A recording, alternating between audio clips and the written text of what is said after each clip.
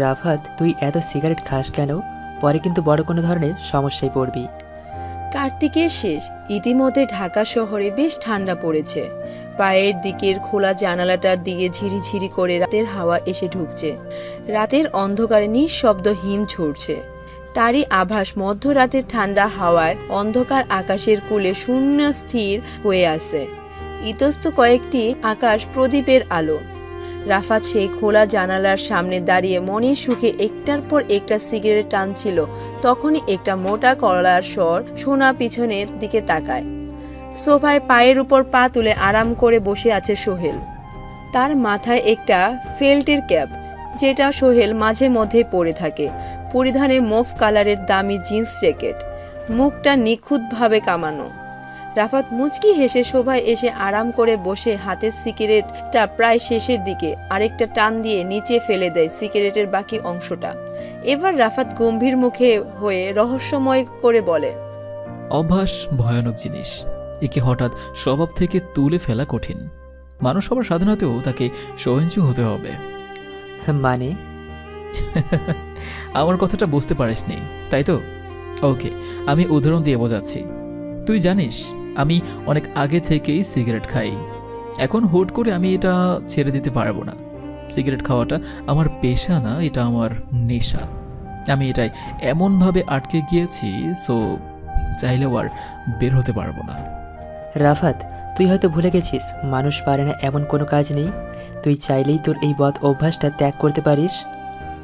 আরে বাদ দে এগুলো। আমি এখন আমার চিন্তা নিয়ে বেশি ভেবে ফেলেছি, সো তাই সিগারেটটা একটু বেশিই টানছি, যাতে টেনশনটা দূর হয়ে যায়। অতীতকে ভুলে যা। অতীতের দুশ্চিন্তার ভার অতীতকেই নিতে হবে। অতীতের কথা চিন্তা করে অনেক বোকারই মরেছে। আগামীকালের বোঝা অতীতের বোঝার সাথে মিলে আজকের বোঝা সবচেয়ে বড় হয়ে দাঁড়ায়। তাই অতীতের ব্যর্থতার জন্য আক্ষেপ করে কিংবা ভবিষ্যতের সাফল্যের আশায় বর্তমানকে অবহেলা করা উচিত নয়। অতীতকে চাইলেও আমি ভুলতে পারবো না। আমার সেই কালো অতীত রয়ে গিয়েছে আমার পরিচয়, কে আমি। আমাকে সেটা জানার জন্য এই রংহীন শহরে আসা। আমার জানা নেই তুই কি আসলেই তোর আসল পরিচয় এখান থেকে পাবি না, কি আবারও শূন্য হাতে ফিরে যাবি দূষিত সেই শহরে। আমি রাফাত কোনো সময় ভুল ডিসিশন নেই না। সঠিক সময়ে সঠিক কথা বলা, সঠিক সময়ে সঠিক জায়গায় থাকা আমার স্টাইল। নিজের ঠান্ডা মাইন্ড দিয়ে এই শহরের অশান্ত মাইন্ড গেমারদের উন্মাদ করে দেব আমি। চাইলেও কেউ থামাতে পারবে না আমাকে। এটাই রাফাতের কথা। পিস্তলের বুলেট মিস হতে পারে, কিন্তু আমার ডিসিশন ভুল হতে পারে না। রাফাত, কালকে তো ঢাকা কলেজে তোর প্রথম দিন।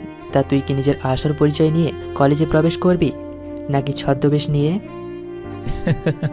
আসল পরিচয় দিয়ে কলেজে প্রবেশ করলে আমার সাথে কেউ মিশবে না। তার থেকে ভালো হবে ছদ্মবেশেই যাই। আমারও তাই মনে হয়। তবে কালকে তোর সাথে কি হবে তা আমি নিজের চোখে দেখতেছি। কালকে তোর ভাগ্যটাই খারাপ যাবে। এ জগতে অমঙ্গল ছাড়া মঙ্গলের কোনো অস্তিত্ব কল্পনাতীত। অন্ধকারের সাথে আলোর, সাদার সাথে কালোর, প্লাস দুঃখের সাথে যে সুখের সম্পর্ক, অমঙ্গলের সাথে মঙ্গলেরও সেরূপ সম্পর্ক। অমঙ্গলের পাশেই মঙ্গলকে চেনা যায়। কথাটা বলে বসা থেকে উঠে দাঁড়ায় রাফাত। দোতলা বাড়ির নিচ তলায় বসে বসে এতক্ষণ কথা বলছিল তারা দুজন। রাফাত উপরে ওঠার সময় সিঁড়ির কাছে যেতে থাকে। সময় অনেক হয়েছে, গভীর অন্ধকার, মনোমুগ্ধকর রাত পাশের চাঁদের আলোয় সারা বাড়িটায় ছেয়ে গেছে। সোহেল বসা থেকে উঠে নিজের ঘরের দিকে পা বাড়ায়। চোখে মোটা ফ্রেমের স্টুডেন্ট চশমা, ফুল হাতা শার্ট, ময়লা সাদা কালারের শার্ট, কালো প্যান্ট, মাথায় চুলগুলো অনেক বড় বড়। ঢাকা কলেজের ক্যাম্পাসে প্রবেশ করে রাফাত। পরিবেশটা নিতান্তই মনোরম, আর আশেপাশে অনেক স্টুডেন্ট, কেউ বসে কেউ দাঁড়িয়ে আড্ডা দিচ্ছে। রাফাত ডান হাত দিয়ে নিজের চোখে চশমাটা ঠিক করে মাথা হালকা উঁচু করে। কম বেশি সবাই রাফাতের দিকে ভ্রু কুঁচকে তাকিয়ে আছে। এটা দেখে রাফাত মুচকি হাসি দেয়। সবাই হয়তো ভাবছে এমন একটা বড় কলেজে কিভাবে খ্যাত ছেলেটা চান্স পেয়েছে। রাফাত মাথাটা নিচু করে ক্লাসের দিকে রওনা দেয়। হঠাৎ পিছন থেকে মেয়েলি কণ্ঠে কারো ডাকে রাফাত পিছনে ফিরে তাকিয়ে দেখে কতগুলো মেয়ে মাঠের চৌড়ে বসে বসে আড্ডা দিচ্ছে। তার মত থেকে আকাশি কালারের ড্রেস পরা মেয়েটি রাফাতকে ডাক দেয়। রাফাত মেয়েগুলোর সামনে যেয়ে বলে, আসসালামু আলাইকুম আপুরা, আমাকে কি জন্য ডেকেছেন? রাফাতকে ডাক দেওয়া মেয়েটির নাম নেহা বলে। এই ছেলে, নাম কি তোর? রাফাত আহমেদ। নামটা তো ভালো, কিন্তু নামের সাথে পোশাকের চেহারার অবস্থা তো ভালো না। বাড়ি কোথায় তোর? কুমিল্লার ছোট একটা গ্রামে। তার মানে তুই গ্রাম থেকে এসেছিস? তাই তো বলি, এরকম একটা খ্যাত ছেলে ঢাকা শহরের হবে কি করে?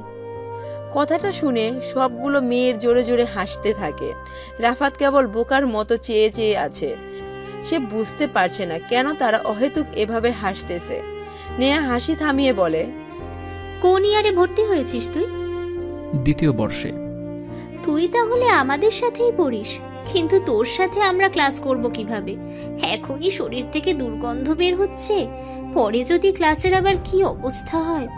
আচ্ছা, তুই এখন আমাদের একটা কাজ করে দে তো, দোকান থেকে কিছু শুকনা খাবার এনে দে তাড়াতাড়ি, যা। আপু, আমার ক্লাসে যেতে হবে, আমি আপনাদের কাজটা করতে পারবো না। রাফাতের কথাটা শুনে নেহা রেগে বলে, তুই চিনিস আমাকে? কি আমার পরিচয়, কি আমার বাবা? আপু, ঢাকা শহরে আমি নতুন, কাউকে চিনি না। আপনার পরিচয়টা যদি আপনি নিজ থেকে দিতেন তাহলে ভালো হতো। এখন আমি যা বলবো এটা মাথায় গেঁথে রাখ। আমি নেহা, আমার বাবা এই শহরের কমিশনার। কলেজের সবাই আমাকে ভয় পায়, আমার অর্ডার অমান্য করার সাহস কারণ নেই। আজ থেকে কথাটা যেন মনে থাকে। এখন তুই যে খাবারগুলো নিয়ে আয়। রাফাত নিজ জায়গা থেকে সরে না, সেখানে মাথাটা নিচু করে স্থির হয়ে দাঁড়িয়ে আছে। এটা দেখে নেহা রেগে রাফাতের বাম গালে কষে একটা চড় মেরে বলতে থাকে, তোকে কয়বার বলতে হবে এক কথা? তবুও তুই এখানে মূর্তির মতো দাঁড়িয়ে আছিস। সমস্যা কি তোর? যা এখান থেকে। রাফাত বাম গালে হাত দিয়ে মাথাটা নিচু করে বলে, আপু, আমার কাছে টাকা নেই। জানতাম এটাই বলবি। তুই যা এখান থেকে। তোর মতো ফকিরের টাকা দিয়ে আমি কিছু খাবো, এটা তুই ভাবলি কি করে?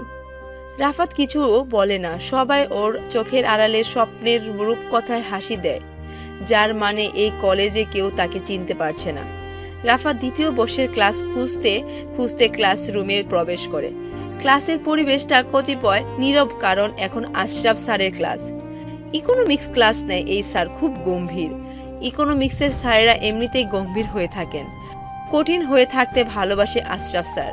হাসি তামাশা ঠাট্টা ফাজলামি তারা একেবারেই সহ্য হয় না।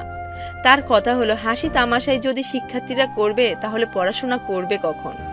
পৃথিবীটা কোনো ঠাট্টা শালা না যে হাসি তামাশা করে লোক হাসাতে হবে। আশরাফ স্যারের দুর্ভাগ্য, তার আশেপাশে মানুষজনের স্বভাব তার স্বভাবে একেবারে উল্টো। স্টুডেন্টরা অনেক কষ্টে স্যারের সামনে হাসা আটকে রাখে। কিছুক্ষণ পর আশরাফ স্যার ক্লাসে প্রবেশ করে। সবাই তাকে দাঁড়িয়ে সালাম দেয়। আজ সোমবার আশরাফ স্যারের অর্থনীতির কিছু গুরুত্বপূর্ণ টপিক নিয়ে আলোচনা করবে, তাই সকল স্টুডেন্ট সাবধান হয়ে আছে। এবার আশরাফ স্যার শীতল গলায় বলতে থাকে, আজকে কি নিয়ে আলোচনা করব মনে আছে সবার? সবাই একসাথে জবাব দেয়, জি স্যার। আশরাফ স্যার কিছু বলতে যাবে, তখনই তার চোখে পড়ে, দৃষ্টি যায় লাস্ট বেঞ্চে। চোখে মোটা ফ্রেমের স্টুডেন্ট চশমা, হালকা ময়লার শার্ট পরে আছে, যার জন্য শরীরের রংটাও ভালো বোঝা যাচ্ছে না। গুটি সুটি মেরে নিচের দিকে তাকিয়ে বসে আছে। ছেলেটাকে দেখে মনে হচ্ছে কোনো অসহায় পথিক এখানে এসে বিশ্রাম করার জন্য আশ্রয় নিয়েছে। ক্লাসের সময় কেউ অমনোযোগী হয়ে থাকবে এটা স্যার সহ্য করতে পারে না, তাই গম্ভীর মুখ হয়ে একটু শব্দ করে বলে, এই কে তুমি? আমার ক্লাসে নতুন মনে হচ্ছে। হঠাৎ এরকম হুঙ্কারে কম বেশি সবাই ভয় পেয়ে যায়। রাফাত নিজেকে স্বাভাবিক করে সামনের দিকে চেয়ে দেখে আশরাফ স্যার রাগী দৃষ্টিতে চেয়ে আছে। এটা দেখে রাফাত হালকা ভয় কাতর চোখে স্যারের দিকে তাকায়। আশরাফ স্যার আবার বলে, এই ছেলে, তোমাকেই বলছি, এমন চুপ হয়ে বসে আছো কেন? আমার প্রশ্নের জবাব দাও। রাফাত করুণ দৃষ্টি চেয়ে নরম গলায় বলে, স্যার, আমি নতুন ভর্তি হয়েছি, আজই প্রথম ক্লাস, তাও আবার আপনার বিষয়ে। বুঝতে পারছি, কিন্তু তোমার জামার অবস্থা এমন কেন? মনে হচ্ছে জামা কাপড় কাচার সময় পাও না। তোমার সাথে ক্লাসমেটগুলো দেখো, জামা কাপড় দেখছো কত পরিষ্কার। তারা কত পরিপাটি হয়ে এসেছে ক্লাসে। কাল থেকে ভালো জামা কাপড় পরে আসবে। স্যারের কথা শুনে রাফাত মুচকি হেসে বলে, স্যার, বর্তমান বিশ্বে জাতিতে জাতিতে বিভেদ ও বিচ্ছেদ একটি নিত্য নৈমিত্তিক ঘটনা। এর মধ্যে আবার উঁচু নিচুর বিভেদ, এবং এর মূলে আছে একটি শ্রেণীর ক্ষমতা ও অধিকার লাভের হীন প্রচেষ্টা। আমি গরিব, আমার যা তা দিয়ে আমি চলি। ভালো ড্রেস আমার প্রয়োজন না, আমার সকল ড্রেস সেরকমই, ময়লা, হালকা ছেঁড়া, কাপড় কাচলেও এমন থাকে। রাফাতের কথা মানে কিছুটা বুঝতে পারছে স্যার, তাই তিনি আরও বলেন, মানুষ চাইলেই সব পারে, তুমিও চেষ্টা করে দেখতে পারো। স্যার, দারিদ্র্যের নির্মমতায় যে মানুষ বিড়ম্বিত, বিত্তবান আত্মীয়ের সম্পর্কে তার ক্ষোভের শেষ নেই। বিত্তবান চিরকাল বিত্তহীনকে তাচ্ছিল্য করে, অস্বীকার করে। অর্থশালীর সাথে তার যে একটা রক্তের সম্পর্ক রয়েছে, সেই ঘনিষ্ঠ আত্মীয়তার কথাটি সে সব সময় অর্থশালীকে স্মরণ করিয়ে দিতে চায়, এবং তার দ্বারস্থ হয়ে কিছু না পেলে তাকে স্বার্থপর বলে ধিক্কার দিতে থাকে। রাফাত কথাগুলো বলে থামে। ততক্ষণে আগে আশেপাশে অনেকেই হাসাহাসি করছিল, কিন্তু এখন পরিবেশ যেন থমকে গেছে। পিনপতন নীরবতা বিরাজ করছে, শোনা যাচ্ছে কিছু মানুষের নিঃশ্বাস ফেলার শব্দ। রাফাতের কথাগুলো যেন সবার বুকে যেয়ে আঘাত করছে। আশরাফ স্যার অনেক কঠিন মনের মানুষ, কিন্তু আজ রাফাতের কথা শুনে ওনার মন হালকা গলেছে, কিন্তু তিনি এটা কাউকে প্রকাশ করে না। এবার সবার নীরবতা ভেঙে আশরাফ স্যার বলতে শুরু করে, তোমার নাম কি? কোথায় থেকে এসেছো? তোমার কথাগুলো অনেক সুন্দর, ভালো আমার লেগেছে। স্যার, আমার নামটা অনেক ছোট, রাফাত, কিন্তু অনেকের কাছে আমার নামটাই অমঙ্গলের প্রতীক। আর আমার বাসা কুমিল্লার ছোট্ট একটা গ্রামে। আশরাফ স্যার বেশি কথা বলতে বা শুনতে পছন্দ করে না, তাই তিনি সেই প্রসঙ্গে আর কথা না বাড়িয়ে ক্লাসের গুরুত্বপূর্ণ আলোচনা শুরু করে। রাফাতের ড্রেস আর কথা বলার চলাফেরার স্টাইল দেখে সবাই হাসাহাসি করছে, অনেকেই আবার কটু কথা বলছে। সে কাউকে তেমন কোনো শক্ত জবাব দিতে পারছে না, কোনো এক বিশেষ কারণে। নিন্দা না থাকলে পৃথিবীতে জীবনে গৌরব কি থাকতো? নীরব ভাষায় বৃক্ষ আমাদের সার্থকতার গান শোনায়। অনুভূতির কান দিয়ে সেই গান শুনতে হবে, তাহলে বুঝতে পারা যাবে জীবন মানে বৃদ্ধি, ধর্মের মানেও তাই। প্রকৃতির যে ধর্ম, মানুষেও সেই ধর্ম। পার্থক্য কেবল তরুণলতা ও জীবজন্তুর বৃদ্ধির ওপর তাদের নিজেকে কোনো হাত নেই। মানুষের বৃদ্ধির ওপরে তার হাত রয়েছে, আর এখানেই মানুষের মর্যাদা। মানুষের বৃদ্ধি কেবল দৈহিক নয়, আত্মিকও। মানুষকে আত্মা সৃষ্টি করে নিতে হয়, তা তৈরি পাওয়া যায় না। দুঃখ, কষ্ট, বেদনা উপলব্ধির ফলে অন্তরে যে পরিপক্কতা, তাই হলো আত্মা। দুপুরের কড়া রোদে কুয়াশা কেটে গেছে, এখন হালকা গরম লাগছে। শহরটা ঘনবস্তি থাকার কারণে শীতটা এত পরিমাণে ফেস করা যায় না। রাফাত কলেজ থেকে বের হয়ে গেটের সামনে দাঁড়িয়ে আছে, ফাঁকা রাস্তা। রাফাত ব্যাগ থেকে সিগারেটের প্যাকেট বের করলো। মাত্র 2টা সিগারেট আছে। সে পরপর 2টা সিগারেট শেষ করলো। এর মধ্যে মাত্র একটা রিক্সা পেল। কিছুদিন আগেও দুপুরবেলায় রিক্সায় যন্ত্রণায় হাঁটাহাঁটি করা যেত না। রাফাত রাস্তার মোড় পর্যন্ত গেল। সামনে একটা ছোট দোকান দেখা যাচ্ছে, সেটাতে চা, পান আরও কিছু জিনিস রয়েছে। রাফাত দোকানের সামনে দাঁড়ায়। এবার সে দোকানদারকে বলতে শুরু করে, চাচা, বিক্রি বাটা কেমন হয়? আর বিক্রি কিনবো কে? কেনার মানুষ আছে? দেখি একটা ব্যানসন সিগারেটের প্যাকেট দেন। রাফাতের এখনো দুপুরের খাওয়া হয়নি, এক্ষুনি গিয়ে খেতে হবে। একটা দোকানের সামনে দাঁড়িয়ে থাকার কোনো মানেই হয় না। ব্যাপারটা সন্দেহজনক। এখন তো সময় খারাপ, আচার আচরণে কোনো রকম সন্দেহের ছাপ থাকা যাবে না। রাফাত দোকানদারের দিকে ভালো করে খেয়াল করলো। তার মাথায় ঝুঁটিবিহীন একটা লাল ফেস টুপি। কোথা থেকে জোগাড় করেছে সে জানে। চিবুকের কাছে অল্প দাড়ি, তাও আবার হালকা পেকে গেছে। দাম কত হয়েছে টাকা? দেও তুমি বাবা, তোমরা তো প্রতিনিয়ত সিগারেট খাও, তবুও আমি কেন বলবো? এবার রাফাত পিছনের পকেট থেকে একটা মানিব্যাগ বের করে তার থেকে কচকচে একটা 500 টাকার নোট বের করে দোকানদারের সামনে গিয়ে দেয়। দোকানি নোটটা ভালো করে দেখে বলে, বাবা, এই বড় নোটের খুচরো আমার কাছে নেই। রাফাত মুচকি হেসে বলে, লাগবে না বাকি টাকা, পুরো টাকাটা আপনি রেখে দেন। বাবা, একটা কথা বলি, তোমাকে দেখে মনে হচ্ছে ঢাকা শহরে নতুন, জামা কাপড়ের অবস্থা তেমন ভালো না, বাকি টাকা বরং তুমি রেখে দাও। হয়তো শহরে নতুন, কিন্তু এই অচেনা শহরে সবাই আমার পরিচিত। জামা কাপড় কেনার পর্যাপ্ত টাকা আছে আমার কাছে, সো টাকাটা আপনি রেখে দিন। দোকানের গলার স্বর স্পষ্ট বৈরাগ্য, যেন বাকি টাকাটা না দিলেও তার কিছু আসে যায় না। রাফাত নতুন সিগারেটের প্যাকেট থেকে একটা সিগারেট ঠোঁটে চেপে দোকানদারের সামনে টানানো লাইটার দিয়ে আগুন জ্বালিয়ে সিগারেটে। রাফাত সিগারেটের জোরে একটা টান দিয়ে সামনের দিকে এগিয়ে যায়। নিউ পল্টন লাইনের একটা গলিটার বেশ কয়েকটি দোকান, কিন্তু মডার্ন সেলুন এবং পাশেই ঘরটা ছাড়া সবই বন্ধ। রাফাত মডার্ন সেলুনের ঢুকে পড়ল। রাস্তায় হাঁটাহাঁটি করার চেয়ে সেলুনে চুল কাটা নিয়ে ব্যস্ত থাকা ভালো। রাফাতের চুলগুলো অনেকটা বড় হয়ে গেছে। সেলুনটা এক সময় মাস্তান ছেলেপুলেদের আড্ডাখানা ছিল। লম্বা চুলের 4-5টা ছেলের হাটের বুকের বোতাম খুলে বেঞ্চের উপর বসে থাকতো। সেলুনে একটা ব্র্যান্ড ট্রানজিস্টারের সারাক্ষণই গান বাজত। ট্রানজিস্টারের ব্যাটারি খরচ দিতে গিয়ে সেলুনের লাইটে ওঠার কথা কিন্তু ওঠেনি। রমরমা ব্যবসা চলছে। আজ অবশ্যই জনশূন্য, তবে ট্রানজিস্টার বাজছে। আগের মতো ফুল সাউন্ডে নয়, মৃদু শব্দে দেশাত্মবোধক গান, কথা ও সুর নজিবুল হয়। রাফাত বেশ অবাক হয় এমন উন্নত মানের একটা দোকানে পুরনো দিনের গান শুনে। রাফাত বেশ মন দিয়ে গান শুনতে লাগলো, তবে চোখ রাখলো রাস্তার উপর। চুলটা একটু ছোট কর। নাপিত ছেলেটি বিস্মিত হলো। সে ইনার এক বন্ধুর চুল গত মঙ্গলবারে কেটেছিল, কিন্তু ওই দিন চুল বড় বড় থাকা সত্ত্বেও কাটেনি। তাহলে আজ হঠাৎ কাটতে আসলো? ভাই, চুল কাটবেন? ছেলেটার কথা শুনে রাফাত হালকা করে ঘাড়টা বাঁকা করে। ছেলেটার মুখটা হালকা কালো, চুলগুলো মডার্ন স্টাইলে কাটা, চুলের উপর কিছুটা হালকা হলদে রং করা।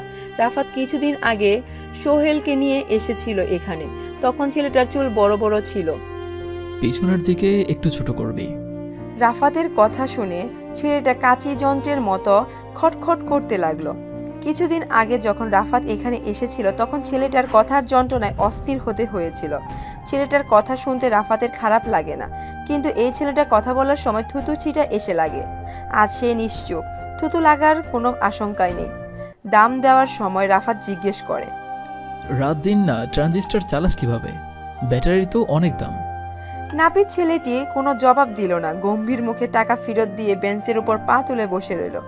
রাফাত কোনো উত্তর পেল না। ছেলেটা ঠান্ডা চোখে তাকিয়ে আছে।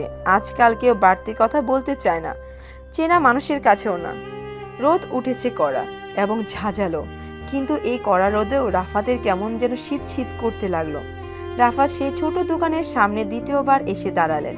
মনে করার চেষ্টা করলো ঘরে যথেষ্ট পরিমাণ সিগারেট আছে কিনা। 5টার পর কোথাও কিছু পাওয়া যাবে না। যেদিন শহরে প্রথম এসেছিল রাফাত, সেদিন রাতে সিগারেটের অভাবে খুব কষ্ট করেছে। রাফাত মানিব্যাগ খুললেন। চাচার দোকানে আগরবাতি জ্বালিয়েছে। সব দোকানের মতো এই একটি নতুন অভ্যাস দেখা যাচ্ছে, আগরবাতি জ্বালানো। আগে কেউ সন্ধ্যাবেলা জ্বালাতো, এখন প্রায় সারাদিন জ্বলে। আগরবাতির গন্ধে মৃত্যুর কথা মনে করিয়ে দেয়। রাফাত দোকানের সামনে দাঁড়িয়ে অস্থির বোধ করতে লাগলো। চাচা, আরো 2টা প্যাকেট বেনসন সিগারেট দেন।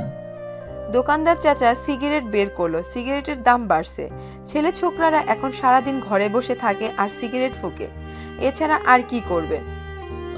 2টা ম্যাচিসও দিন। বাবা, একটা কথা জিজ্ঞেস করি? হ্যাঁ চাচা, বলেন।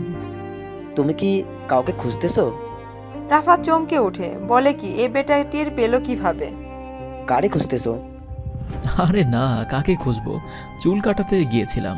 চুল একটু বড় হলেই আমার অসহ্য লাগে। এবার একটু বেশি বড় হয়েছিল, তাই ছোট করে এলাম। কথাটা বলে রাফাত আর সেখানে দাঁড়ায় না, রওনা দেয় বাসার উদ্দেশ্যে। গুরুস্থান ঘেঁষে রাস্তা গিয়েছে। সেজন্যই কি গা ছমছম করছে রাফাতের? না, অন্য কোনো কারণ আছে। একটু কটু গন্ধ আসছে নিউ ফল্ট লাইটের লোকজনদের ধারণা। অভিজ্ঞতাহীন মানুষ যথার্থ বিষয়ে মর্ম উপলব্ধি করতে পারে না, আর যে চিরসুখী সে তা কখনোই ব্যথিতের বিবেদনা স্বরূপ বুঝতে পারে না।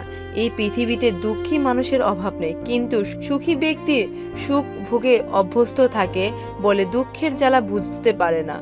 নির্ধন যদি চায় ধনীর সহযোগিতা, তবে ধনী কখনো দারিদ্রের ক্ষুধায় কষ্ট বুঝতে পারে না। সন্ধ্যার পর থেকেই রাফাতের কেমন যেন লাগতে লাগলো। কেমন এক ধরনের অস্বস্তি। হঠাৎ ঘুম ভাঙলে যেরকম লাগে সেরকম, সমস্ত শরীর ঝিম করে আসছে। অনেক দিন হলো, অনেক শিকার করার সুযোগ হয়নি তার। মাথার ভেতরটা ফাঁকা ফাঁকা। রাফাত বারান্দায় এসে দাঁড়ালো। এই বাড়ির বারান্দাটা খুব সুন্দর। কল্যাণপুরের দিকে শহর তেমন বাড়তে শুরু করেনি, গ্রাম গ্রাম একটা ভাব আছে। বারান্দায় দাঁড়ালে ঝিলের মতো খানিকটা জায়গা চোখে পড়ে। গত শীতের আগের শীতে ঝাঁকে ঝাঁকে বুনো হাঁস নেমেছিল। কি অদ্ভুত দৃশ্য! এই বছর নামবে কিনা কে জানে, বোধ হয় না। শহর এগিয়ে আসছে। পাখিরা শহর পছন্দ করে না। ঠান্ডা বাতাস দিচ্ছে, বেশ শীত বাড়ছে এবার। রাফাতের মনোরম পরিবেশে কি যেন একটা শূন্য অনুভব করছে। রাফাত পকেট থেকে একটা সিগারেটের প্যাকেট আর লাইটার বের করে একটা সিগারেট জ্বালায়। কত ধরনের মানুষ থাকে এই সংসারে। রাফাত ছোট একটা নিঃশ্বাস ফেলল। বারান্দায় দাঁড়িয়ে ইচ্ছে করছে না, আবার ভেতরে যেতেও ইচ্ছে করছে না। কেমন যেন আজ রক্ত নিয়ে খেলতে ইচ্ছে করছে তার। রাফাত, মেহরাব সাহেব খবর পাঠিয়েছে। হঠাৎ পেছন থেকে কারো মোটা গলার শব্দ শুনে রাফাত পিছনে ফিরে তাকায়। সাদা কালারের একটা মোটা সোয়েটার আর মাথায় একটা ফেল্টের ক্যাপ পরে দাঁড়িয়ে আছে সোহেল। রাফাত আরেকটা সিগারেট ধরিয়ে উদাস চোখে দূরে থাকা এক নিম গাছের দিকে তাকিয়ে রইল। এবার বেশ গম্ভীর গলায় বলে, কোথায় আর কখন দেখা করতে বলেছে? ওনার নিজের বাড়িতে, আর তোকে সময় বের করে বলছে আমার সাথে যেতে।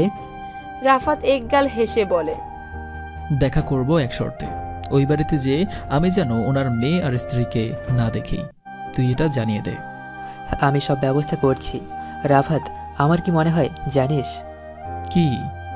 মেহরাব সাহেব তোকে আবারও সেই জগতের রাজা বানাতে চায়। আমি তো সব সময় রাজা, আমাকে আবার কে নতুন করে রাজা বানাবে? সোহেল সেখানে আর দাঁড়ায় না। সে জানে রাফাত এখন বেশি কথা বলবে না, সে একা থাকতে চায়। রাফাত বাইরে থেকে ভেতরে প্রবেশ করে। বাইরে অনেক ঠান্ডা পড়েছে, কুয়াশায় শহরটা ছেয়ে গেছে।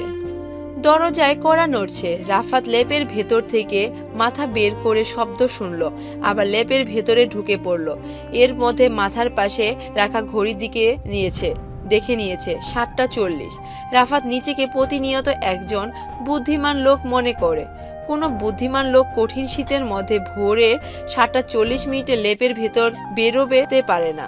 যে কড়া নাড়ছে সে যদি বুদ্ধিমান হয় তাহলে আরও কয়েকবার কড়া নেড়ে চলে যাবে। পাঠা শ্রেণীর হলে যাবে না, বিপুল উৎসাহে কড়া নাড়তে থাকবে। নারুক, ইচ্ছে হলে দরজা ভেঙে ফেলুক, হু কেয়ার্স। এখন লেপের ভেতর থেকে বের হওয়া যাবে না। রাফাত গত রাতে একটু দেরি করে ঘুমিয়ে দেশে পাড়ি জমিয়েছিল। ঘুমটা ভালো হয়নি, কারণ সে রাতে ঘুমিয়েতে গিয়েছে মোটামুটি খিদে নিয়ে।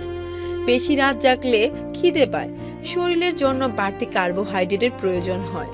সেই ব্যবস্থায় ঘরে থাকে 2-3 রকমের জেলি আর পাউরুটি। কাল রাতে জেলি ছিল কিন্তু পাউরুটি ছিল না। বিস্কুটের টিনে কিছু বিস্কুটের গুঁড়া পাওয়া গেল। 1 চামচ মুখে দিয়ে মনে হলো সাবানের গুঁড়া খাচ্ছে। নাড়ি ভুড়ো উল্টে আসার উপক্রম। রাফাত সেই খালি পেটেই ঘুমাতে যায়। চোখ জোড়া প্রায় ধরে এসেছে, এমন সময় বাথরুম পেয়ে গেল। বাথরুম পাচ্ছে, তবে সেই তাগিদ জোরালো নয়। উঠে যেতে ইচ্ছে করছে না। শীতের রাতে ল্যাপের ভেতর একবার ঢুকে পড়লে বেরোতে ইচ্ছে করে না। এখনো খটখট শব্দ হচ্ছে। গাধা নাকি? গাধা তো বটে, অতি নিম্নমাদের গাধা। গাধা সমাজের কলঙ্ক। রাফাত ল্যাপের ভেতর থেকে মুখ বের করে উঁচু গলায় বলল, You stupid ass. You have no business here. রাফাতের এটা প্রিয় গালি। সে শিখেছে অনেক আগে, সে স্কুল জীবনে ইংরেজি ম্যাডামের কাছ থেকে প্রথম এই শব্দটা শুনে রাফাত অনেক ভেবেছিল শব্দটার মানে কি। 2 দিন পর যে সাহস করে ম্যাডামকে জিজ্ঞেস করে ফেলল এই শব্দের মানে কি। তিনি তৎক্ষণাৎ বাংলা তরজমাও করে বলেন, ওহে বোকা গাধা, এখানে তোমার কোনো কর্ম নেই। সেই ছোটবেলার বাক্যটা যেন রাফাতের মনে গেঁথে গেছে, তাই এই বাক্যটা সে রেগে গেলে বেশি ব্যবহার করে। এখনো কড়া নড়ছে। রাফাত বিরক্ত হয়ে বিছানা থেকে নামতে নামতে দীর্ঘশ্বাস ফেলে ভাবল, কে হতে পারে এটা? এমন না পাগলের মতো করে দরজা ধাক্কাচ্ছে। রাফাত দরজা খুলল, কিন্তু অবাক করার বিষয় হলো বাইরে কেউ নেই। ঘরের সামনে ফাহাদের ঘর, কিন্তু দেখে মনে হয় ভিতর থেকে আটকানো। তাহলে কে হতে পারে? রাফাত এত কিছু চিন্তা না করে আবারও বিছানার দিকে আসবে, তখনই তার চোখ পড়ল ফ্লোরের দিকে। গিফটের মোড়ানো একটা চিক চিক করা একটি গিফটের প্যাকেট। রাফাত প্যাকেটটা হাতে নিয়ে নাড়াচাড়া করতে থাকে।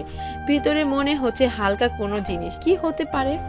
বুক ভরা সাহস নিয়ে প্যাকেটটা খুলতে থাকে। অবাক করা বিষয় হলো প্যাকেটে একটা 9mm এর ছোট একটা পিস্তলের বুলেট আর পাশে লাল কালারের একটা কাগজ।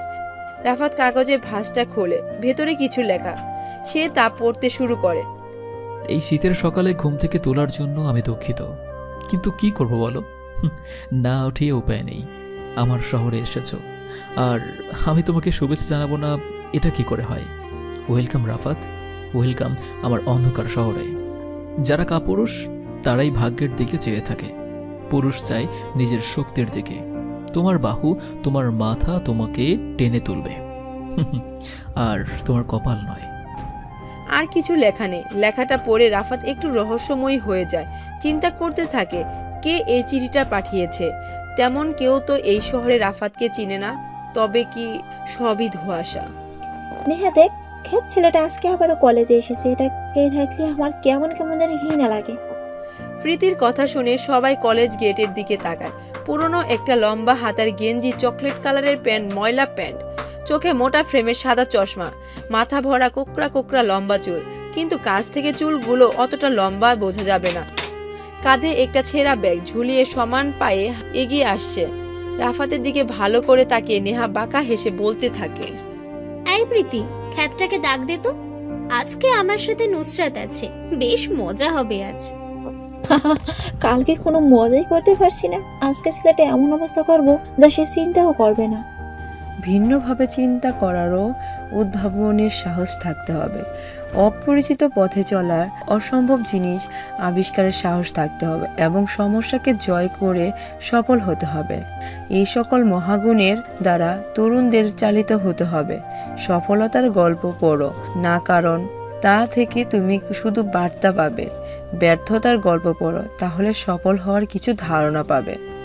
শ্রাবণী এতক্ষণ চুপ করে বসেছিল, কিন্তু প্রীতির কথা শুনে সে তার মুখের নিঃশব্দতা ভেঙে বলতে থাকে, কে এই ছেলে? কলেজে নতুন দেখছি। কালকে ক্যাম্পাসে নতুন এসেছে, আর তুই তো কালকে কলেজেই আসিসনি, তাই জানতে পারিসনি।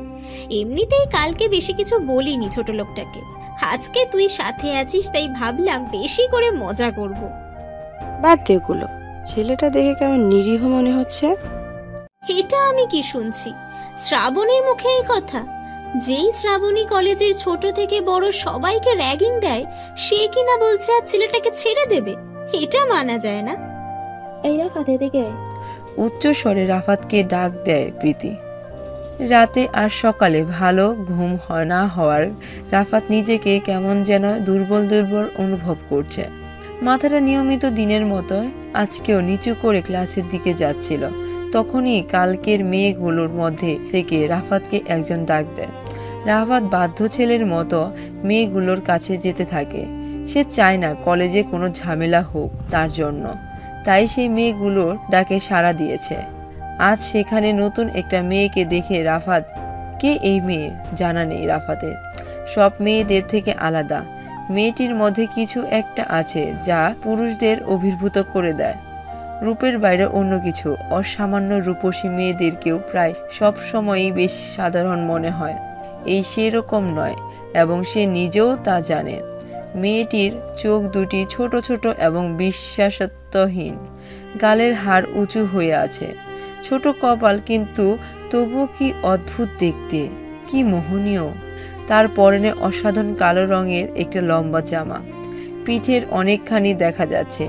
দূর থেকে মনে হয় মেয়েটির গায়ের রং ঈষৎ নীলাভ। দেখলেই হাত দিয়ে ছুঁয়ে দিতে ইচ্ছে করে। রাফাত গুটি গুটি পায়ে নিঃশব্দে যে মেয়েগুলোর সামনে দাঁড়ায়। রাফাতের মুখে কোনো কথা নেই, জানা নেই এখন সে কি জিজ্ঞেস করবে বা কি করতে পারে। হঠাৎ প্রীতি নামের মেয়েটি বলে ওঠে, এই রাফাত, তুই প্রতিদিন এমন নোংরা কাপড় পরে কলেজে আসিস কেন? তুই কালকে থেকে ভালো জামা কাপড় পরে আসলে কলেজে আসবি, নয়তো কালকে থেকে যেন তোকে এই কলেজে কোনো স্থানে না দেখি। প্রীতির কথা শুনে রাফাত হাসে। এটা দেখে নেহা রেগে যায় আর জোরে জোরে বলতে থাকে, কি রে, তুই এমন হাসছিস কেন? প্রীতি কি কোনো মজার করার কথা বলেছে নাকি, যার জন্য তুই এমন করে হাসছিস? প্রতিটা মানুষের জীবনে কষ্ট আছে, শুধু তা প্রকাশ করার পদ্ধতি ভিন্ন। নির্বুদ্রা প্রকাশ করে চোখের পানি দিয়ে, আর বুদ্ধিমানরা প্রকাশ করে মৃদু হাসি দিয়ে। তুই আমাদের মুখে মুখে তর্ক করিস, আবার নিজেকে বুদ্ধিমান মনে করিস। আমরা তোর সিনিয়র, আমাদের সাথে সম্মান দিয়ে কথা বলবি। আমার মধ্যে সম্মান করা এবং অসম্মান করার দুইটি প্রবণতা প্রবলভাবে আছে। কাউকে পায়ের নিচে চেপে ধরতে আমার ভালো লাগে, আবার মাথায় নিয়ে নাচানাচি করতেও ভালো লাগে। আমার সাথে যে ভালো ব্যবহার করবে, আমিও তার সাথে ভালো ব্যবহার করব। রাফাতের কথাটা যেন নেহার সহ্য হয়নি, তাই সে বসা থেকে উঠে কঠিন গলায় বলে, কি বললি তুই? যত বড় মুখ নয় তত বড় কথা। আজকে তোর এমন অবস্থা করব না যে তুই ভাবতেও পারবি না। নেহা বস এখানে, আরাফাতকে কিছু বলা লাগবে না। শ্রাবণী, আমাকে বাধা দিবি না আজকে। আমি প্রচুর পরিমাণে রেগে আছি এই ছেলেটার ওপর। দেখ, ছেলেটা হয়তো না বুঝে বলে দিয়েছে, এখন এটা নিয়ে ঝামেলা বাঁধিয়ে দিবি? রাফাত মুচকি হাসে শ্রাবণীর কথা শুনে। শ্রাবণী মেয়েটাকে দেখে বোঝা যায় না তার মনটা এমন নরম। পৃথিবীতে এমন অনেক মানুষ আছে যাদের চেহারা দেখলে সবাই ভয় পাওয়ার মতো অবস্থা, তবে কিন্তু সেই ব্যক্তিটাই গলার আওয়াজ শুনে তেমন ভয় পাওয়া যাবে না। এখন সেই উদাহরণের তালিকায় শ্রাবণীকে ফেললে মন্দ হয় না। রাফাত এমন চিন্তা করছিল, তখনই শ্রাবণী তাকে ডাক দেয়। রাফাত শান্ত দৃষ্টিতে সেদিকে তাকায়। এই ছেলে, আরাফাত না কি যেন নাম তোমার? তুমি এদিকে এসো তো। শ্রাবণীর কথা মতো রাফাত শ্রাবণীর অনেক কাছাকাছি চলে আসে। বোকা শোকা চেহারা নিয়ে রাফাত বলতে থাকে, আপু তাড়াতাড়ি বলেন, কি বলবেন? বলবো, তার আগে তুমি আমার থেকে আরো দূরে যেয়ে দাঁড়াও।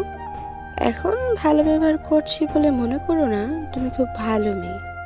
আমার ব্যাপারে কলেজের সবাইকে জিজ্ঞেস করে দেখতে পারো আমি কেমন।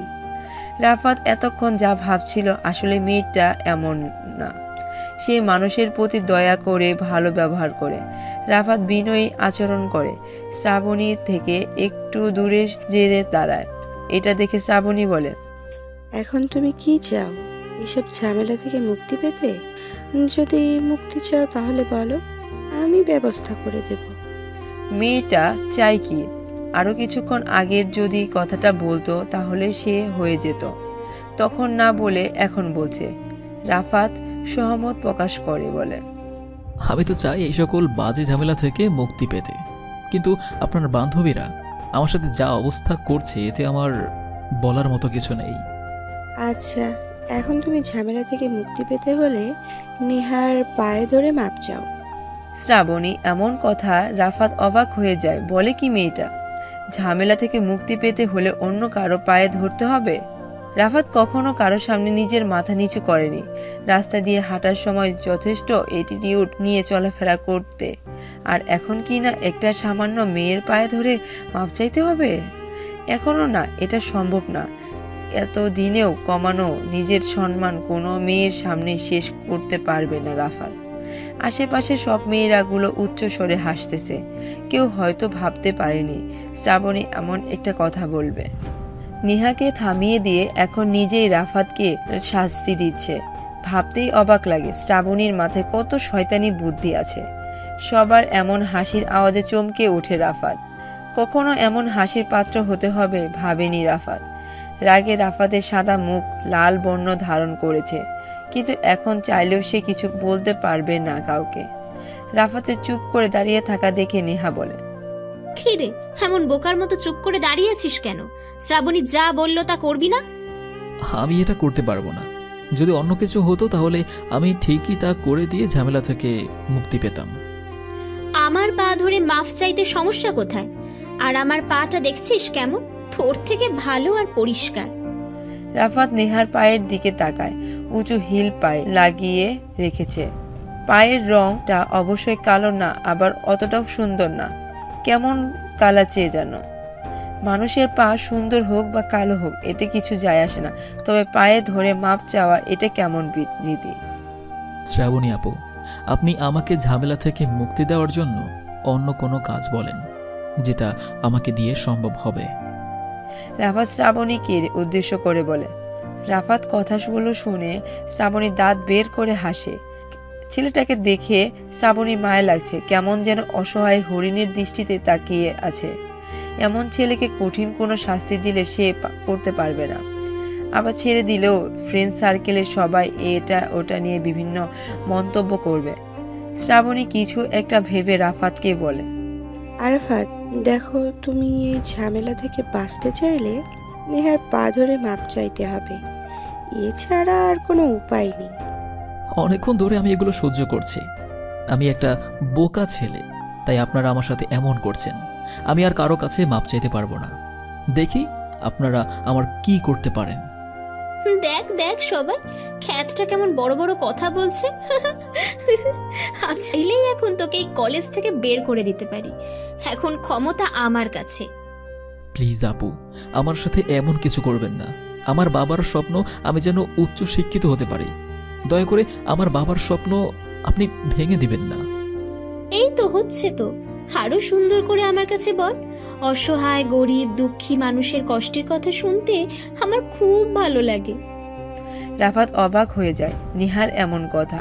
মানুষ যেন এত পাষাণ হতে পারে, নিহাকে না দেখলে এটা বোঝাই যেত না। রাফাতের প্যান্টের পকেটে ছোট বাটন মোবাইলটা বেজে উঠছে। মনে হয় কেউ রাফাতকে স্মরণ করেছে। উপস্থিত সবাই লক্ষ্য করে রাফাতের প্যান্টের পকেটে থেকে মোবাইলের আওয়াজ শোনা যাচ্ছে। মোবাইলের রিংটোনটা শুনে সবাই হাসতে থাকে। হাসবে নাই বা কেন? এখন বর্তমান যুগ, কোনো যুবকের কাছ থেকে এমন বাটন মোবাইল থাকার কথা না। আর পুরনো দিনের মোবাইলের রিংটনগুলো কেমন যেন হয় আর কি। রাফাত লজ্জায় পড়ে যায়। 2 বার হয়ে গেল, মোবাইলের রিংটোনটা বেজেই চলেছে। রাফাত পকেট থেকে ফোনটা বের করে না, এটা দেখে নেহা বলে, এই ফোন ধরিস না কেন? দেখ তোর গার্লফ্রেন্ড ফোন দিয়েছে কিনা।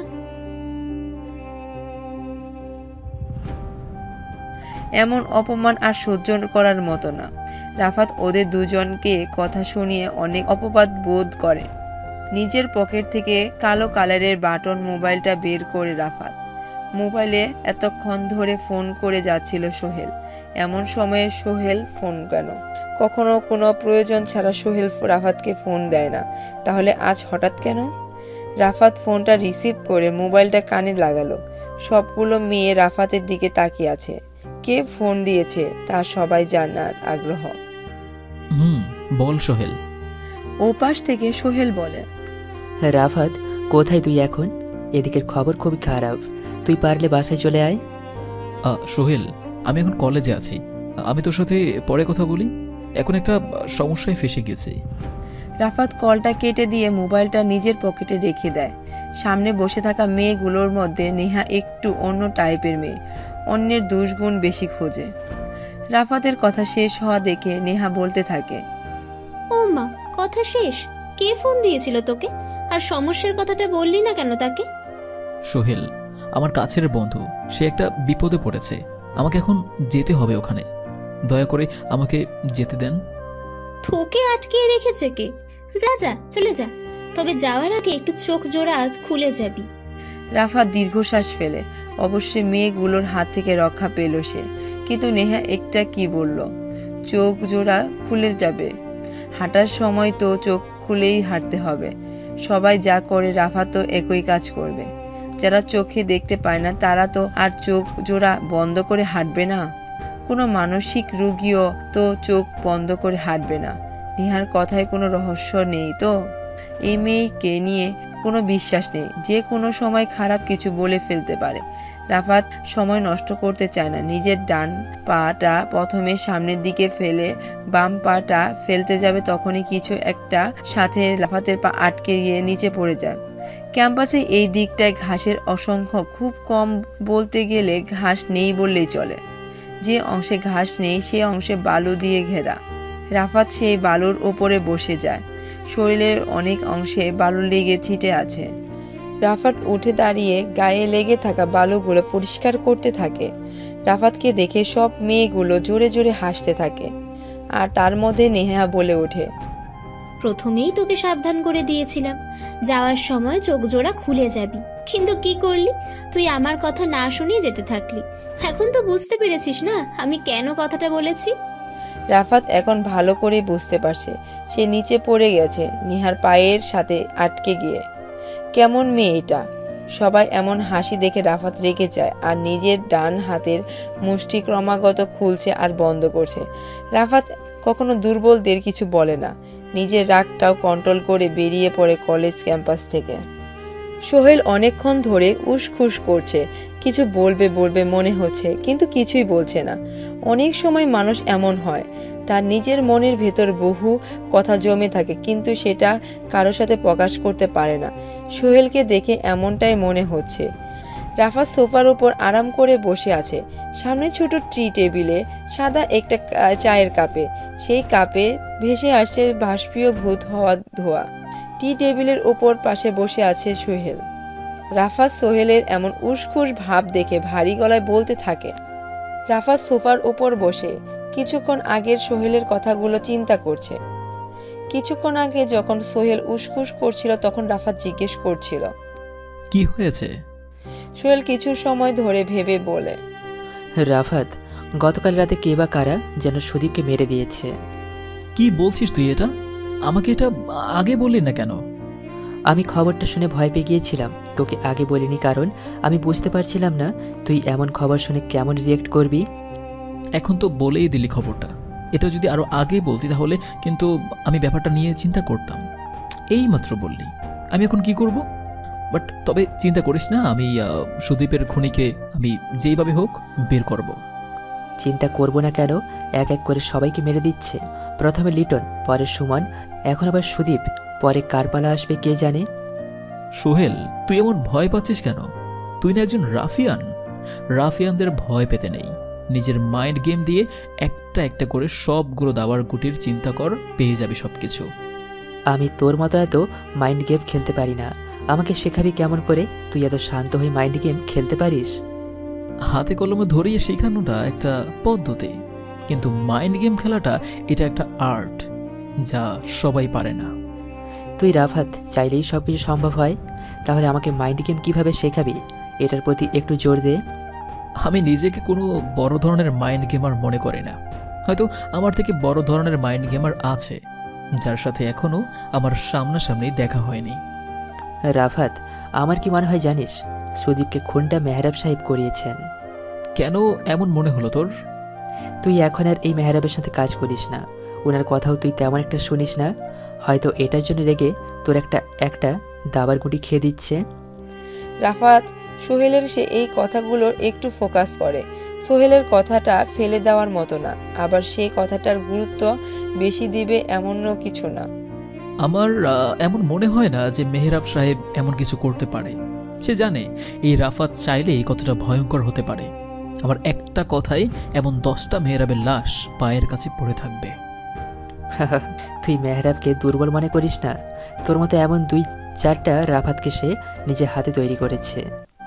সোহেলের কথা রাফাতের কানে বাজতে থাকে। রাফাত রেগে যেয়ে কোমরের কাভার পয়েন্ট থেকে পিস্তল বের করে সোহেলের দিকে তাক করে বলে, এই পৃথিবীতে রাফাতকে তৈরি করার মতো ক্ষমতা ওই সৃষ্টিকর্তারই আছে, অন্য কারণেই। মেহরাব আমার মতো কোনো মাইন্ড গেমার তৈরি করেনি। আমি নিজের ক্ষমতার, নিজের অভিজ্ঞতায় আজ এখানে এসেছি। সোহেল রাফাতের পিস্তল দেখে ভয় পেয়ে যায়, কারণ রাফাতের মুখের চেয়ে হাত বেশি কাজ করে। সোহেল ভয় কাতর গলায় বলতে থাকে, কুল ম্যান কুল, মেশিনটা সামনে থেকে সরা। আমি আর কখনো তোর সম্বন্ধে এমন কথা বলবো না। মেহরাব সাহেব কখন দেখা করতে বলেছে? সন্ধ্যার দিকে হারুনের দোকানে দেখা করতে বলেছে। এত জায়গা থাকতে হারুনের দোকানে কেন? ওনার বাসায় দেখা করলে সমস্যা কোথায়? মেহরাব সাহেবের মেয়ে চায় না উনি আর কোনো মাস্তানদের সাথে চলাফেরা করুক। আর এমনিতেই মেহরাবের অনেক বয়স হয়েছে, এখন নাকি তার ঘরে বসে থাকার সময়। ওনার মেয়েকে বলে দিবি রাফাতের সাথে দেখা করার মতো কোনো যোগ্যতা রাখে না মেহরাব। আর রাফাত কোনো পাতি মাস্তান না, সে নিজ হাতে শত শত মাফিয়া তৈরি করে। রাফাত, আমি কিছুদিন ধরে লক্ষ্য করছি তুই নিজেকে অনেক বড় কিছু ভাবতে শুরু করেছিস, পরে কিন্তু আবার বিপদে পড়বি। বিপদ? আমি সব বিপদে টিকে থাকতে সক্ষম, আর বিপদ আসলে আমার ভালোই হবে, কেননা অনেকদিন ধরে আমার মাথাটা ঝংকার ধরে আছে। একটু মাইন্ড গেম খেলে তা পরিষ্কার করতে হবে। হ্যাঁ রাফাত, চল আজকে তোর সাথে একটা বিগ ডিল করি। ডিলটা এমন হবে, তোকে আমি আমার মাইন্ড গেম দিয়ে হারাবো। Mind game? ওকে চল, আমি তোর ডিলে রাজি হয়ে গেলাম। এখন যদি আমি জিতে যাই তাহলে তুই আমাকে কি দিবি? রাফাত, তুই বাচ্চাদের মতো কথা বলিস কেন? গেমে তুই জিতলে যা চাইবি তাই পাবি, আর আমি যা চাইবো তাকে কিন্তু তা অবশ্যই দিতে হবে। এবার রাজি থাকলে হাত মেলা। হাত মিলাতে হবে না, আমি জানি তুই কখনো জিততে পারবি না। আর হ্যাঁ, আমি এমনিতেই আমার চাওয়ার মতো কিছুই নেই। সেটা তো পরে দেখা যাবে, কে জেতে আর কে হারে। গেম কিন্তু আজ থেকে শুরু, শেষ কবে হবে সেটা সময়ই বলে দেবে। রাফাত একগাল হাসে। রাফাতের হাসিটা অন্য সবার থেকে আলাদা, হাসি কেমন যেন বাস্তবতা ফুটে উঠেছে। সন্ধ্যা 7:15। রাফাতের সামনাসামনি বসে আছে মেহরাব সাহেব। মধ্য শুধু একটা টেবিলের দূরত্ব, সেই টেবিলের উপর কয়েকটি সিগারেট প্যাকেট আর লাইটার রাখা। টেবিল থেকে একটু নিচে রাখা 5টা চেয়ারে পরিপূর্ণ করা। 5টা চেয়ারে 5 জন লোক বসে আছে। রাফাতের পাশে বসে আছে সোহেল, অপর পাশে মেহরাব সাহেব। তার পরনে কালো কালারের একটা শার্ট আর পরনে কালো কালারের একটা কোট। সেই কোটের ভেতর সাদা কালারের একটা শার্টের কয়েকটা বোতাম দেখা যাচ্ছে। মেহরাব সাহেবের পাশে বসে আছে একটা মধ্যবয়স্কী পুরুষ, যার চেহারার সাথে মেহরাবের কোনো মিল নেই। কাটা কাটা চোখ মুখ, ভারী ঠোঁট, ফর্সা মুখে চাপা চাপা দাড়ি, নাকে নিজ চোখের পড়ার মতো একটা বড় তিল আছে। লোকটি মেহরাব সাহেবের মতো একটা কোট পরেছে, কিন্তু রংটা সামান্য ভিন্ন, আকাশি কালারের কোট, ভেতরে লাল রঙের টাই। লোকটা থেকে কিছু দূরে বসা একজন ব্যক্তি, তার শরীরের গঠন দেখে মনে হচ্ছে সে একটা মেয়ে। পরনে তার লম্বা জ্যাকেট, মুখ নীল রঙের মাস্ক। ঢাকায় এবার মনে হচ্ছে অন্য বছর থেকে এবার শীত এসে পড়েছে। উপস্থিত সবাই শীত থেকে বাঁচার জন্য দামি পোশাক পরে আছে। একমাত্র রাফাতের পরনে সুত লম্বা হাতের গেঞ্জি পরিধান করা। মেয়েটা ছাড়া সবার ঠোঁটে একটা করে সিগারেট জ্বলছে। হঠাৎ হারুন এসে সবার সামনে 5টা চায়ের কাপ রেখে চলে যায়। অবাক করার বিষয় হলো, অন্য সব দোকানে ছোট ছোট ছেলেরা কাস্টমারদের দেখে চা সার্ভ করে, কিন্তু এখানে হারুন দোকানের মালিক নিজে এসে চা দিয়ে গেল। এটা দোষ বললে ভুল হবে, কারণ এখানে অনেক জায়গায় মিলে একটা দাভা তৈরি হয়েছে। মদ জুয়া থেকে সব কিছুর ব্যবস্থা এখানে আছে। রাফাতরা এখানে বসে আছে, তার থেকে একটু দূরে জোরে জোরে গান বাজনা হচ্ছে। রাফাত লক্ষ্য করছে সবাই চা পান করছে, কিন্তু বসে থাকা মেয়েটা চায়ের কাপে হাত পর্যন্ত দিচ্ছে না। সবার মধ্যে নীরবতা বিরাজ করছে। আশেপাশে থেকে ডিজে গানের তালে তালে পরিবেশটা অন্যরকম মনিছে। সবার মধ্যে থেকে সোহেল প্রথমে নীরবতা ভেঙে বলে, মেহরাব সাহেব কিছু বলছেন না কেন? আমার আর এরকম নীরবতা ভালো লাগতেছে না। ওই পাশে মনে হয় পার্টি টার্টি হচ্ছে, সেখানে যে এনজয় করলেও পারতাম। সোহেলের নীরবতা